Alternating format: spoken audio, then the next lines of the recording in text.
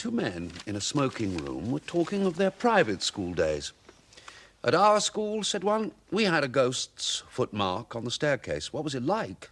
Oh, very unconvincing. Just the shape of a shoe with a square toe, if I remember right.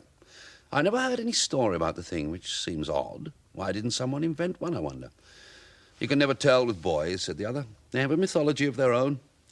I imagine if you were to investigate the cycle of ghost stories which boys tell each other, they'd all turn out to be highly compressed versions of stories out of books. You never heard, did you, of a real ghost at a private school? I thought not. Nobody has that I ever came across. From the way you said that, I gather that you have. I really don't know. But this is what was in my mind. It happened at my private school 30-odd years ago, and I haven't any explanation of it. The school was near London. It was established in a large and fairly old house, a great white building with very fine grounds about it.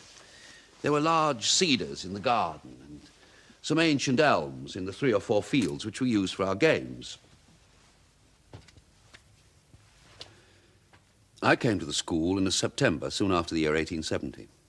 And among the boys who arrived on the same day was one whom I took to, a Highland boy, whom I'll call MacLeod. I got to know him very well. The school was a large one, and so a considerable staff of masters was required, and there were rather frequent changes among them. One term, perhaps it was my 3rd or 4th, a new master made his appearance. His name was Sampson. He was a tallish, stoutish, pale, black-bearded man. I think we liked him.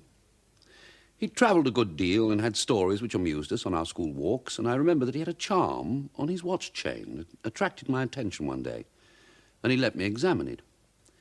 It was a gold Byzantine coin with an effigy of some emperor on one side.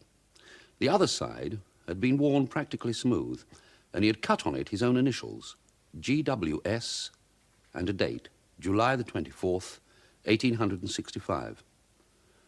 Yes, I can see it now. He told me he'd picked it up in Constantinople. Well, the first odd thing that happened was this. Sampson was doing Latin grammar with us. One of his favourite methods was to make us construct sentences out of our own heads to illustrate the rules he was trying to make us learn. On this occasion, he was telling us how to express remembering in Latin. And he orders us each to make a sentence, bringing in the verb memini, I remember. Well, most of us made up some ordinary sentence, such as, I remember my father, or something equally uninteresting. But the boy I mentioned, MacLeod, was evidently thinking of something much more elaborate, because when I looked at his paper, I saw he'd put down nothing at all, and hardly seemed to be attending. We all wanted to get on to something else, which did seem to have some effect, because he very quickly scribbled a couple of lines on his paper and handed it in. The clock was striking 12 before Sampson got to MacLeod's paper, so he had to wait behind to have the sentence corrected. I decided to wait for him, but when at last he did arrive, I guess there must have been some sort of trouble. I think Sampson's rather sick with me, he said. I put memento putii inter quatuor taxos. It was all right as far as I could see. What does it mean? I said. That's the funny part. I don't know. It just came into my head. I know what I think it means because just before I wrote it down, I had a sort of picture of it in my head. I believe it means remember the well among the 4, what are those dark sort of trees that have red berries on them? Yes, I know, yews. Anyway, when Sampson read it, he got up and went to the mantelpiece without saying anything. He stood there quite a long time with his back to me, and then, without turning round, he said, "What do you suppose that means?" I told him what I thought, only I couldn't remember the name of the silly trees.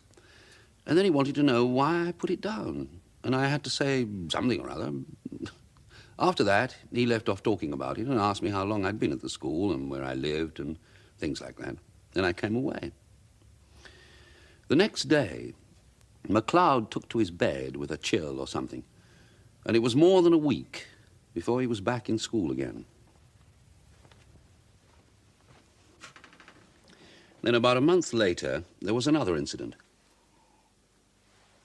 We were going through those dismal things which people call conditional sentences. And we were told to make a conditional sentence expressing a future consequence.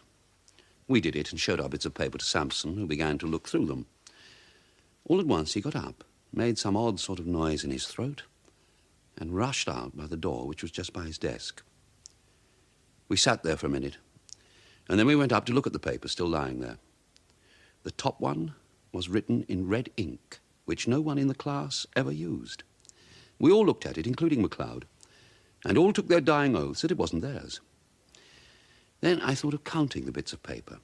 There were 17 on the desk and 16 boys in the form.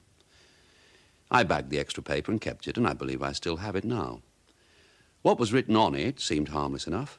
Si tu non veneris at me, ego veniam at te, which means, I suppose, if you don't come to me, I'll come to you.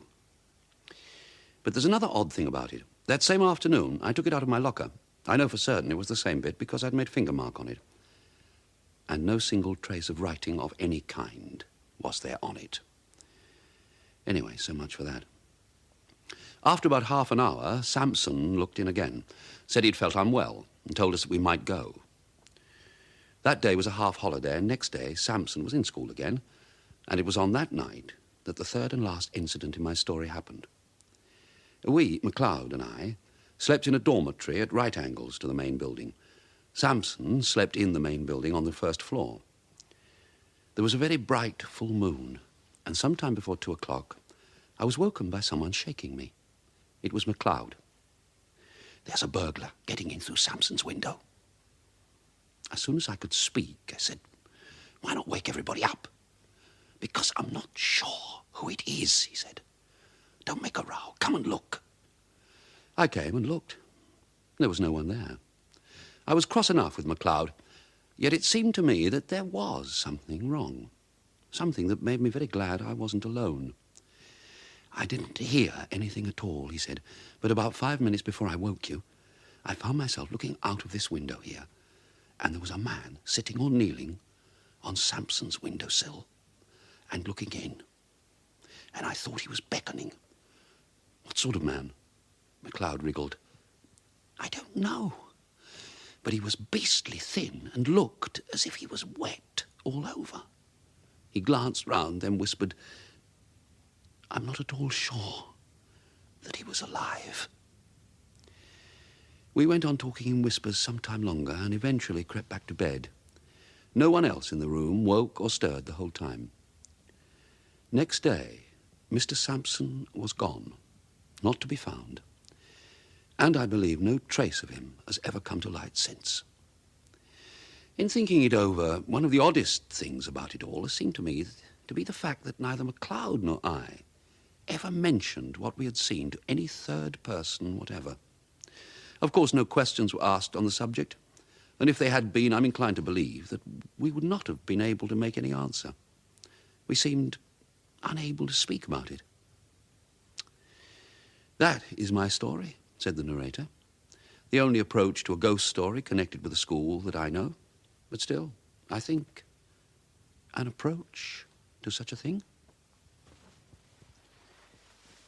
The sequel to this may perhaps be reckoned highly conventional, but a sequel there is, and so it must be produced.